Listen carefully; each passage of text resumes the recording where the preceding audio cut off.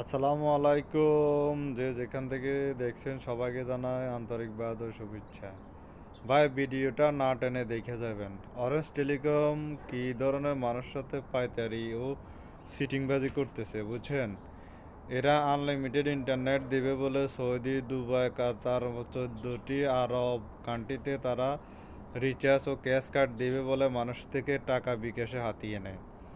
কিন্তু প্রবাসী ভাইরা সাবধান, অনেক লোক প্রতারিত হয়েছে। আমার কাছে কমপ্লেন আছে বুঝছেন। আপনারা কেউ এই গুজবে কান দিবেন না। কেউ যদি বলে আপনাকে ইন্টারনেটের কার্ড দিবে ফ্রি, এটা সম্পূর্ণ ভুয়া বুঝছেন। আপনারা সবাই বেশি বেশি করে ভিডিওটা শেয়ার করে দেন, যেন আর কোনো প্রবাসী ভাই প্রতারিত না হয়।